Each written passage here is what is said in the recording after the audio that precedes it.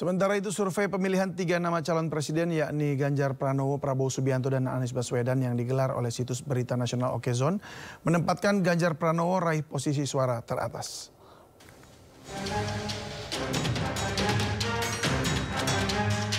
Baca Pres Ganjar Pranowo unggul sementara dalam polling Pilpres 2024 yang diadakan oleh situs berita nasional Okezon di media sosial X yang digelar pada 21 hingga 22 Agustus 2023.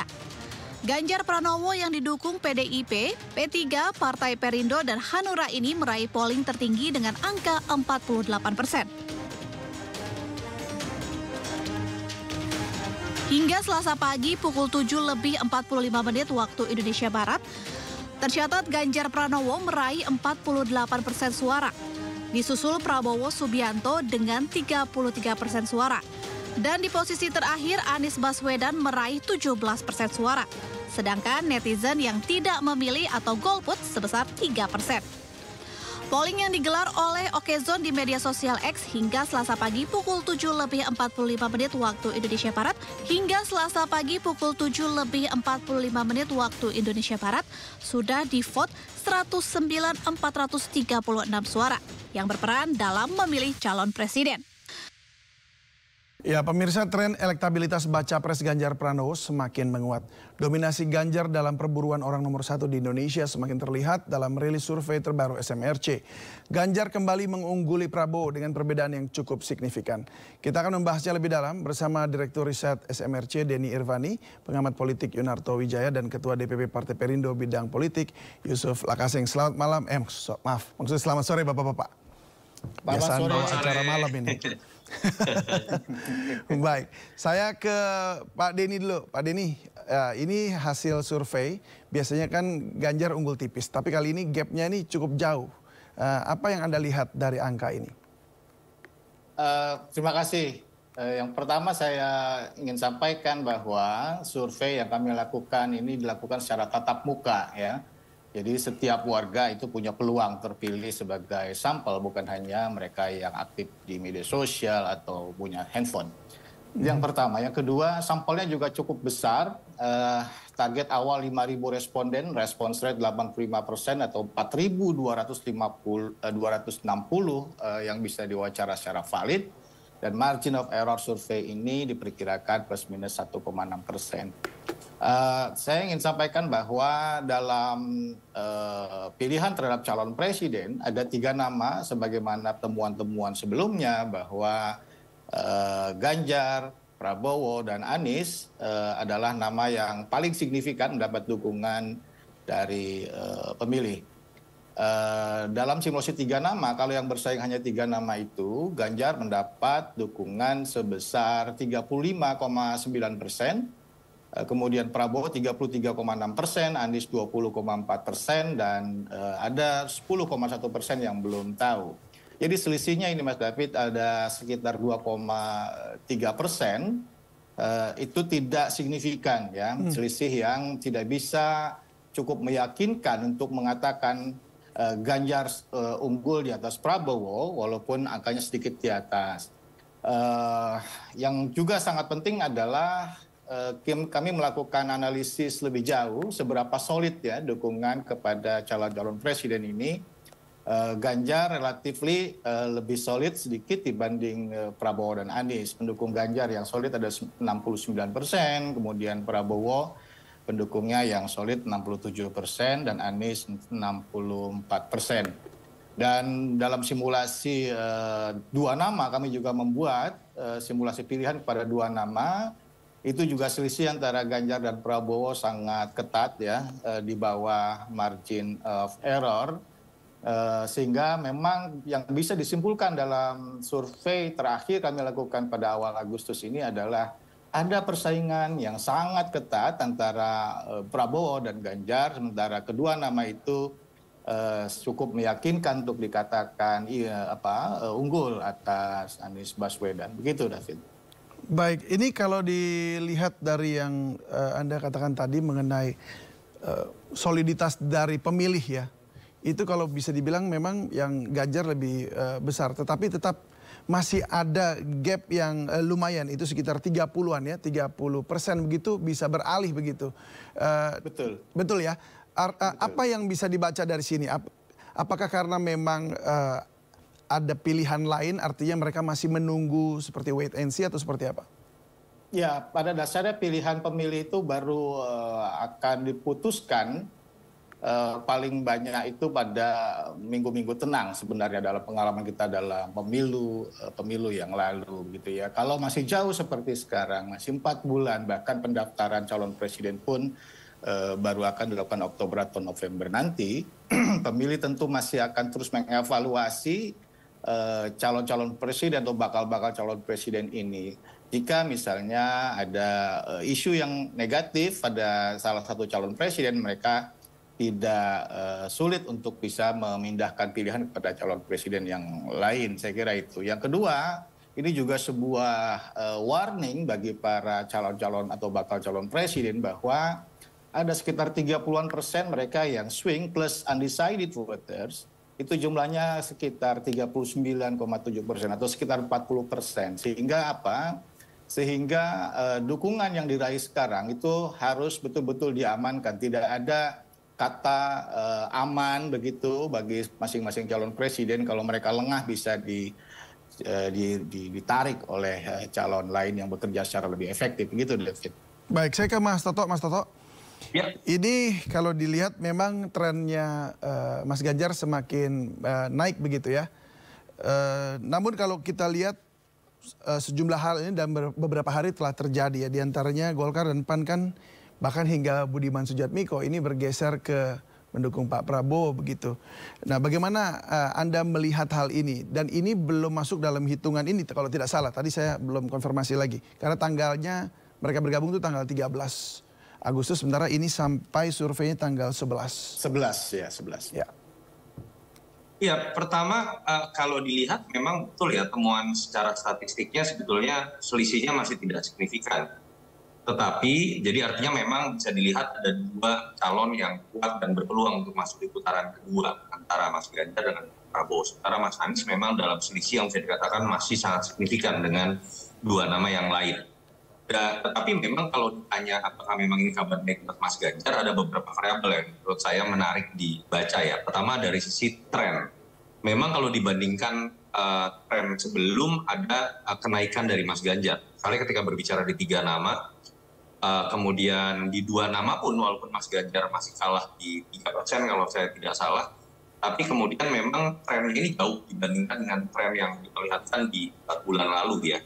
Dan yang kedua adalah ketika kita melihat peluang dari Mas Ganjar untuk masih bisa menaikkan elektabilitasnya masih lebih tinggi ketika berbicara tingkat pengenalan yang masih jauh di bawah Pak Prabowo. Kalau kita lihat tingkat pengenalan Mas Ganjar 84% dan saya baca Pak Prabowo kalau saya tidak salah di 96%. Di situ kita bisa membuat misalnya ekstrapolasi. Jadi ketika kita tanyakan, ketika kita pisahkan hanya kepada responden yang tahu keduanya dalam simulasi entah itu 2 nama atau misalnya dibandingkan dengan 3 nama, kalau dengan Mas Anies, Mas Ganjar langsung peluangnya naiknya menjadi besar begitu ya. Dan kalau saya lihat lebih jauh dari tren yang ada, correct me if I'm wrong ya Mas Benny, salah satu yang juga menjadi variabel penentu rebound ini mungkin adalah tingkat kesukaan. Karena ada terjadinya rebound juga dari tingkat kesukaan yang biasanya akan berkorelasi linear terhadap tingkat elektabilitas. Dan memang kita tahu waktu juga masih 6 bulan menjelang 14 Februari. Bahkan kalau kita bicara 2 putaran kan masih sekitar 10 bulan. Tetapi kalau trennya seperti ini memang ini kabar menggembirakan buat Mas Ganjar ketika kita tahu 2 bulan terakhir sebetulnya trennya agak turun ya. Nah, terkait dengan pertanyaan mengenai bagaimana Mas Budiman yang pindah hubungan atau kemudian partai misalnya, memang harus diukur dengan sebuah survei pasca terjadinya kejadian itu ya. Tapi khusus mengenai Mas Budiman, saya melihat secara spekulatif tentu saja efeknya harusnya tidak terlalu besar. Mas Budiman ini sosok yang besar di masa lalu. Saya bahkan tidak tahu ya sekarang apakah beliau masih bisa dianggap sosok yang punya jaringan teman-teman aktivis, berbeda dengan misalnya Diana Pitupulu masih memiliki Kospera, jejaring yang masih dijaga gitu ya keberadaannya. Jadi saya sih lebih melihat efeknya lebih kepada optik di level kamera, tapi belum tentu memiliki efek elektabilitas yang besar. Dan yang menarik begini, kadang-kadang kita bisa melihat dari dua kacamata ya, ketika ada seorang calon itu kalah jumlah mobilisasi dukungan, bisa saja dia kalah dalam konteks bandwagon effect gitu. Jadi arah angin seakan-akan tidak ke dia. Tapi seringkali terjadi juga efek sebaliknya, underdog effect. Ada sosok-sosok yang ketika Anda kutip dikeroyok, itu malah kemudian mendapatkan limpahan efek underdog. Itu pernah terjadi di Jokowi tahun 2012 dengan koalisi yang kecil, Jokowi 2014. Tapi memang itu asumsi semua, tentu saja harus dihitung atau dilihat dari survei yang memang dilakukan pasca terjadinya kejadian itu. Ya, jadi ini maksudnya Anda mengatakan bahwa PDIP dan koalisinya sedang dikeroyok begitu atau bagaimana maksudnya? Itu kan keroyok itu bahasa dari jumlah koalisi ya.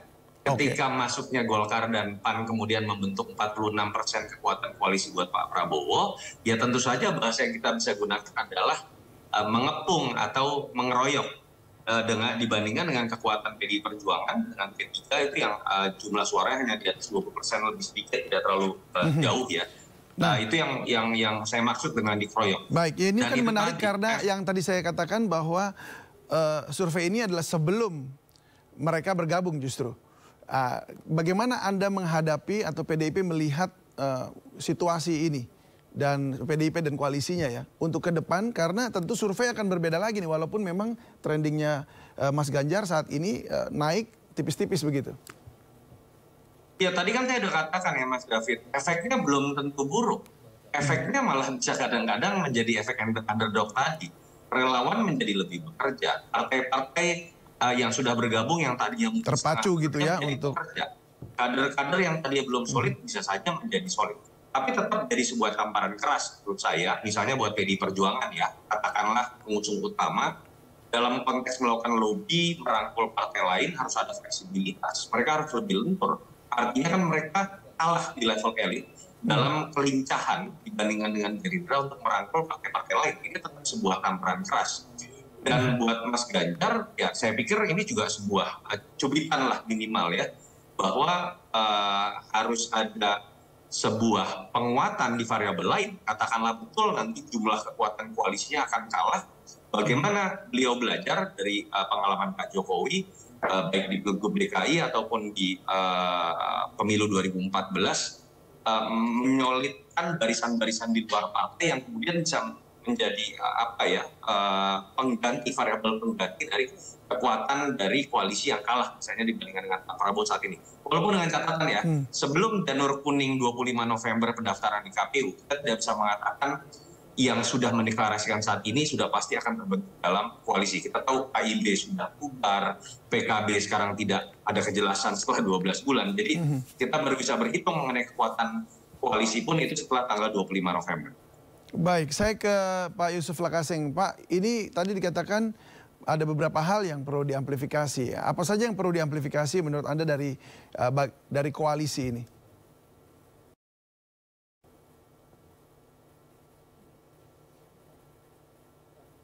Pak Yusuf, kayaknya suaranya belum keluar. Ya, itu dia. Sepertinya lupa di.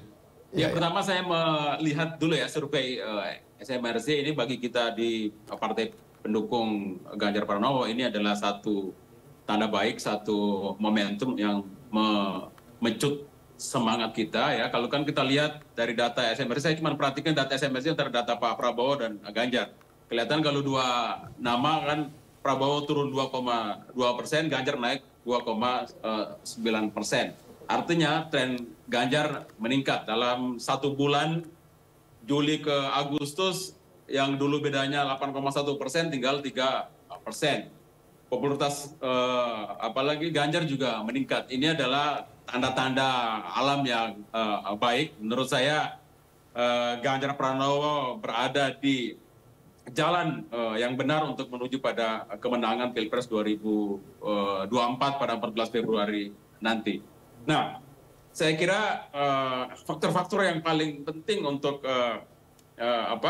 dalam memenangkan Pilpres ini adalah pada figur calon presiden sendiri ditambah dengan calon wakil presidennya yang belum kelihatan ya, belum konkret ini. Jadi saya lebih melihat pada figur kandidatnya sendiri yang paling menonjol. Kalau misalnya ada dinamika lain, perpindahan dukungan relawan ini, itu saya kira itu nggak terlalu berpengaruh ya. Itu hanya sekedar ya dinamika kecil saja yang tidak signifikan pengaruhnya.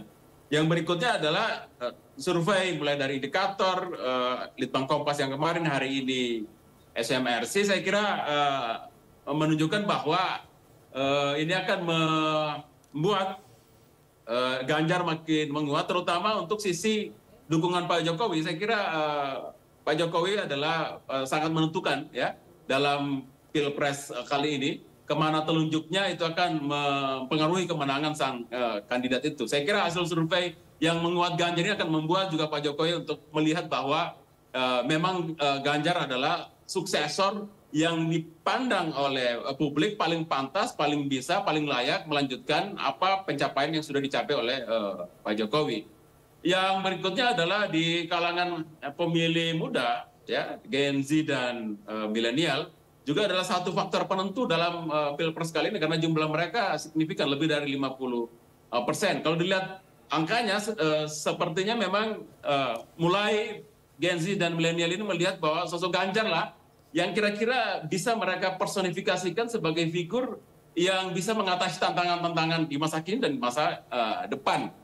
Ini adalah data yang penting ya, yang terus harus dimasifkan, terutama untuk Ganjar pasca dia tidak lagi menjabat sebagai Gubernur Jawa Tengah. Saya kira harus keliling ya di semua daerah, ya, kumpul dengan semua sektor masyarakat, di semua komunitas, bicara soal untuk meyakinkan publik bahwa Ganjar lah ya kira-kira yang paling mampu, yang paling bisa dipercaya untuk melanjutkan Jokowi. Pak Yusuf, dan apa ide barunya ya, yang akan dilakukan selain yang sudah dilakukan oleh Pak Jokowi untuk menambah kemajuan Indonesia di masa yang akan datang. Iya, saya kira itu yang penting perlu dilakukan oleh Ganjar Pranowo. Artinya dari di situ Mas Ganjar masih harus berupaya meyakinkan bahwa dia juga artinya layak untuk menggantikan Pak Jokowi gitu ya. Dan kalau dari Anda katakan tadi bahwa Pak Jokowi melihat itu seakan-akan belum memutuskan begitu, kemana dia akan juga memberikan dukungan.